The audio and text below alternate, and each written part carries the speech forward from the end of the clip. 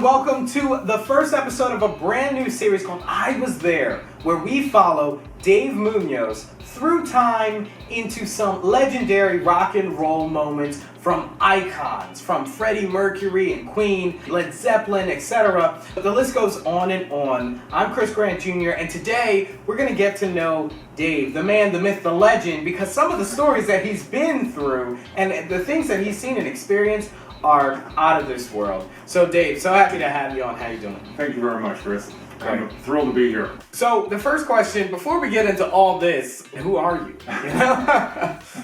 Well, I grew up in a town in the San Francisco Bay Area, Hayward, which is just south of Oakland on the East Bay. But it was a bit of a sleepy town, right? It was right on the San Francisco Bay. So from there, how did you get into music? Were you always into music growing up there? Was there a huge music influence in your town?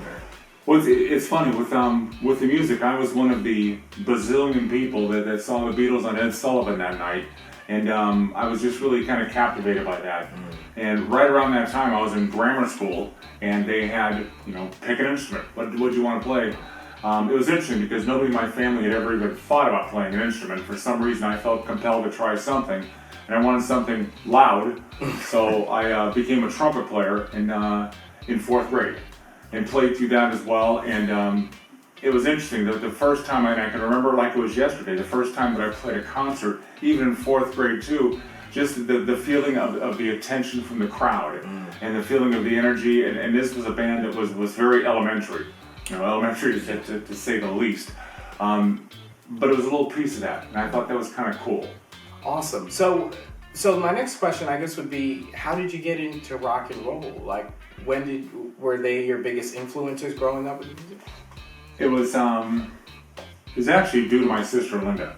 When I was probably, around that same age, at third or fourth grade, my sister Linda, who's 2.5 years older than me, and she's got a lot of hippie in her, and we would listen to records on her 45 records on her radio on her record player, sitting on the floor of her bedroom, and we'd listen to bands like. Of course, the Beach Boys, the Beatles, the Rolling Stones, but then, lesser known with Lloyd Price singing Personality, and just listening to these two, and I enjoyed it. It moved me, even back at that age too. And my sister, who's a tremendous music fan, the same way too. She just loved sharing that with her little brother. But really being a part of that got me, these pieces were starting to line up a little bit as far as my interest with that. I was always an athlete too. I in fact went through college playing sports and things like that as well. But music was always in my soul. I could feel it. And then I'm going to progress a little bit more too to actually 7th and 8th grade, where I played in a band with an instructor named John Ingram. And John Ingram was one of the two greatest influences in my life. And we played as a junior high school. You think about playing a couple, oompa songs or whatever it happens to be there. But he was a classical fan. He was fresh out of college. We played Scheherazade, the entire movement of Scheherazade, which lasted about an hour. We played Overture 1812 by Tchaikovsky. We played.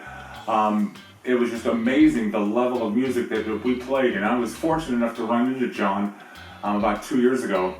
And I was talking to him, and I said, I wanted to tell you what an incredible influence you were on my life. And it was really interesting because he told me, he said, no, you were the influence on mine. He said, I couldn't believe the talent level. That we had probably about a half a dozen folks in that band that the talent level was he said, unbelievable. He goes, I just kept throwing stuff at you guys to see if you could really do it, and you pulled it off each time. But he was just phenomenal with the inspiration piece behind that, and he had a real passion for it, and it was contagious. It was hard not to get that from him. And then fast forward a couple years, a little later, so I can say honestly that I have a bit of a classical background as well, because we played all the greats with him. As I got into high school, I went to San Leandro High School, and San Leandro High School, I got in, playing the horn too, and I played in their jazz lab band, which was actually interesting because that same band a year before went over to Montreux, Switzerland, competed and won against major universities. So the talent level in that band was unbelievable. And my instructor there was a gentleman by the name of Vern Raleigh. Now he goes by Sean West. Just like that name better. But him as well as John Ingram, they were both just incredible influencers of the really, whatever you want to do in life, you can. Wow, this sounds like an incredible band where they're just able to keep, taking whatever new musical pieces and just chew right through them like that. So who were some of the people? Did they go on to do more music? They really did too, and it's funny that you mentioned it too, that the band, because, other high schools too, whenever they had, concerts for the high school band, you get a few people for those. But at San Andrew High School, the band was so good, so talented. Whenever they announced that we were going to have it, and we did a lot of practice concerts too, just to work some material out in front of the school. But the entire school would be there. They knew the reputation of the band. They said, we need to listen to these guys. Wow. And they were just incredible. As an example, Greg Field, who is now married to Monica Mancini, Henry Mancini's daughter, and actually the town I live in currently, Aliquippa, Pennsylvania, is Henry Mancini's birthplace.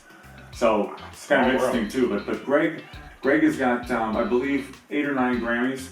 I saw him a few years ago, was talking to him too, and just how he made it so big. He played with Sammy Davis Jr., he played with Frank Sinatra. In fact, he was Frank Sinatra's last drummer. He was on Duets 1 and Duets 2 with Frank Sinatra, toured with him for quite a bit. But, all the other bands that he played with too, with Ray Charles, with Sammy Davis Jr., just phenomenal talent. And he was one of our 2 drummers. Now, our other drummer was a gentleman by the name of Doug Freeman, and may he rest in peace.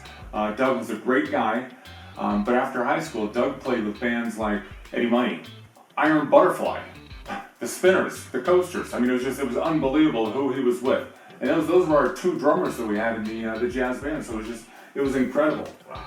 We had another gentleman, Mike Whitman, who was our lead sax player. And Mike Whitman's got a Grammy. He played with Stan Kenton. He played with the Spinners. He played with a lot of other bands as well. We had a guitar player that came out of our band, John Nyman, who was with Mile High. Was a band, a pretty big Bay Area band. He also played with the Eric Martin Band. And he's currently in a band called Y&T, formerly Yesterday and Today, which is an incredible rock and roll band, which this gentleman here is their lead guitar player and lead vocalist for it. Phenomenal band. And John came out of that same band too. And then lastly, when we talked about Yesterday and Today, they were formed by Dave Manichetti, the gentleman you see up there, and another gentleman named Wayne Spitzer, who was a trumpet player. Yeah. And Wayne was the leader of my section, and just incredibly talented. Wow. So when we got on stage, it was great. And our instructor, Sean West, would get out there, and we'd be on a huge, we played some very big stages, but I could just remember him like it was yesterday, stomping his foot. I mean, he had long blonde hair, good looking guy, and he was just really a lot of energy, and he'd stomp his foot and go, 1, 2, 3, 4, and the band would just explode. And just being in that piece, and this is jazz, we play jazz, but being in that, it was like being on a runaway train. No control, you were just, the inertia was pulling you along. It was so exciting, and the idea of not having any control was the last thing in our minds to worry about being in control, because we were in, what a lot of people call in the pocket, and just moving. And, again, I'm 15, 16 years old when I'm doing this, and we do shows, and people will come up after us, after the show and talk to us and say, yeah, it's just incredible. And we just thought, we're just doing what we can. Yeah. But the energy from that, and the artists that came out of that, and like I mentioned with Grammys and everything else, was just phenomenal. What an experience. We'll get to this because I know we're going to talk a little bit about how you got into photography a little later. I do want to ask you a question about what kind of music were you around? Did you go to a lot of concerts? That's a very good question. It's funny, at that point in my career, I played jazz, I enjoyed jazz, but rock was always, pounding. It was always on my shoulder going, you miss me, you miss me, you miss me. And getting back into that too, and then around that same time too, I started to go to concerts, rock concerts. So, I started out on the floor of my sister's bedroom, seeing the Ed Sullivan Show, playing in an outstanding junior high school band, playing in a phenomenal senior high school band, to going to see it live. So really all those pieces lined up together. And the one thing when I saw the live show, I think the first one I saw was in 1973 with Tower Power at Winterland. So I was 16 years old. The energy created with that was just, it was phenomenal. These guys on stage, and if you're not familiar with Tower Power, take a minute and listen to them, because they're the greatest. And that was a horn band. You know, kind of like all the Chicago, Spencer Davis, things like that as well. You know, more recently, here come the Mummies, which have quite a few horns too, but just have an incredible kind of soul beat behind that. So, but seeing that live and actually feeling that energy, that was something that I had to have more of. I just had to have more of. Wow. And then, you know, playing jazz was a pretty easy transition into rock as well. I like jazz, but I think my heart was always in rock and roll. Rock and roll. It was always that thing, you know, like you said, in the back of your mind, just saying, "Come on," you know. Oh, it was there. You know, right? So that, I guess that segues nicely into my next question, which is from a man who's seen so much music and been around so much music. Who would you say your favorite bands are? Wow. Or bands, yeah. Wow. That's hard to say. It really is. Who I've seen the most, I've seen Bruce and the E Street Band probably upwards of 60 or 70 times over the years. You know, Queen ranks up there with them as well. I love that. I love some other, you know, not as big a bands. You know, Devo, I always got a kick out of Devo. I thought they were great. The band called The Tubes that were phenomenal. I know we're going to be talking about that. Some of those shows a little later on too. And I was also a Stones fan. Love the Stones. So, and then, but it's funny. It kind of reminds me when you think of who your favorite is. It would be so hard to tell just because I saw so many at their peak. And really, you know, some people will say too, and they told me that, you know, you got to get out of the 70s, man. You're still living in the 70s. And I said, no, I'm not. I really listen to current music as well, but I don't find that depth and soul and vibe that the 70s really produced. Again, the energy that they would provide. You'd walk out of the concert at night too and just go, wow. You know, what did I just see? Right. And then, you know, you go to bed at night with your ears ringing. Of course. A little bit of smell of grass in your hair and on your clothes, because there's a lot of that going on at those concerts. But just the whole live music thing was just so exciting for me. What was the transition like for you? When did you decide to step behind the camera instead of being on the stage? Well, it was funny. Depending upon the show, where it was, and things kind of helped determine whether we bring a camera or not. But I'll back up a little bit on that. Very good friend of mine, Kevin Antone. Kevin and I were concert buddies, and we went to a lot of shows together. Kevin stands about 5'8". I'm about 6'4". And what he asked me to do in a few concerts too was to put him on my shoulders so he could get these great pictures, because Kevin was a photographer. And you know, I did that for a couple concerts, and it kind of dawned on me that, you know, why don't I get my own camera?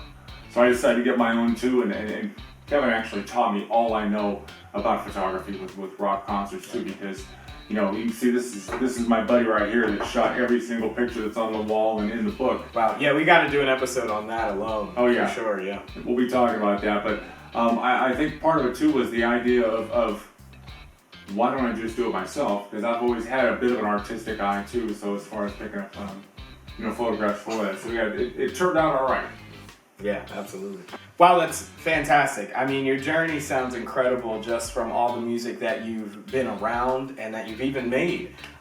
So what can people look forward to for this series, I Was There, in particular? There are plenty of books out there that photograph rock concerts. And I thought about that too, and I want to do something different.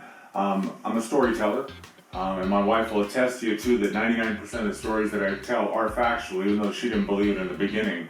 But putting those stories, I've been told too that I'm able to paint pictures with words. So instead of just talking about a concert, my goal in writing this book was to put you in the front row, because that's normally where I was for these concerts. Most were general admission. I would work my way to the front of the stage, and it's a whole different feeling being up in front of the stage, being less than 5-10 feet away from these artists, watching them do their thing. And that's what I think I've brought forward with the book, and the same thing that I'm going to talk about with this series is really understanding not only about the concert, what was going on around the concert, what are the things some of the band was involved in, what was I doing back then, but really that capsule of 1977, 78 to 1980, when classic rock really hit its peak. I think I was able to capture that, and that's what I'd like to show you. That's what I'd like to share with some of the folks too back home, especially the people that were there, some of the people that weren't there that wish they were there, and some of the younger generation too that took a look and said, It would have been cool to hang out with you, Dave. I can't wait. I really can't wait to dive into it all. So thank you so much. This has been our episode just getting to know Dave Munoz, who is going to be at the center of all of these stories seen from his eyes. We can't wait for you to join us. I'm Chris Grant Jr., Dave Munoz. We'll see you in the next one. Thank you.